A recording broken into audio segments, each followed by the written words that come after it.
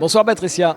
Monaco s'incline d'un rien sur ce match. C'est forcément un petit peu frustrant au vu de la physionomie de la rencontre. Oui, parce que la Roca Team a mené pendant plus des trois quarts du match et ça se joue dans les 3 dernières minutes.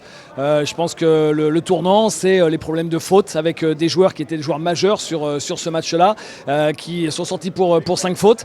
Et c'est devenu plus compliqué. Et après, avec l'euphorie ambiante, Monaco a craqué. Ça s'est joué vraiment pas grand-chose. C'est frustrant. Ce problème de faute vient-il peut-être d'un manque d'expérience de la Roca Team? Non, je pense pas. Je pense que c'était le plan de jeu de défendre très dur. Il fallait défendre très dur, quitte à perdre des soldats. Et au final, c'est un pari qui a été perdant et qui aurait très bien pu être gagnant à quelques minutes près. Alors vous aviez donné cette statistique, les équipes qui jouent à domicile un match décisif sont invaincues.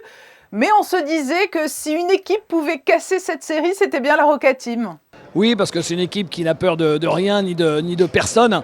Mais on sait aussi que le contexte d'un match 5, c'est toujours brûlant. Il y a quand même eu des très très grands d'Europe qui se sont cassés les dents en essayant d'aller gagner un match 5 à l'extérieur. Monaco, c'est sa première saison d'Euroleague. Alors ce soir, il y a de la frustration. Mais il faut plutôt retenir que Monaco a fait une très très grande saison. Avec l'avantage du parquet, ça aurait été différent, mais on ne peut pas refaire l'histoire.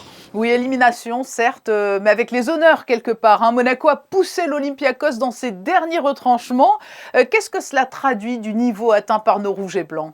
Que la Roca Team avait le niveau du Final Four, puisque sur cette série qui était tellement intense, tellement folle, les deux équipes étaient au même niveau. Donc Monaco avait le niveau pour jouer le Final Four de l'Euroleague. Il fallait un vainqueur, c'est Olympiakos, parce qu'Olympiakos a fait une meilleure saison sur l'ensemble. Monaco a fait une meilleure saison seulement sur la phase retour. C'est ce qui a donné l'avantage du parquet, et c'est l'avantage du parquet qui a fait la différence.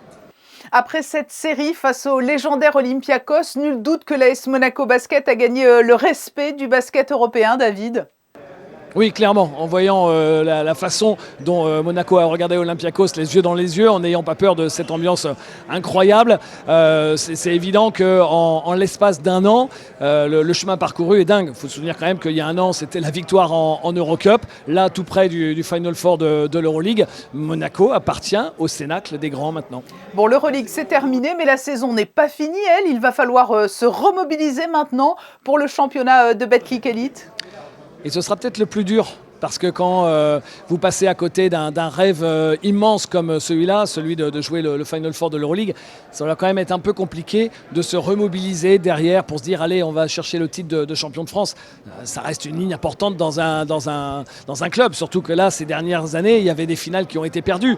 Mais quand vous passez à côté de quelque chose d'aussi grand, il va falloir que Sacha Obradovic trouve les bons leviers pour que Monaco termine bien la saison. Ce serait dommage, après avoir fait une saison pareille, de ne pas remporter un titre. Merci David Cosette pour cette réaction depuis le chaudron de l'Olympiakos qui a encore été impressionnant. Merci.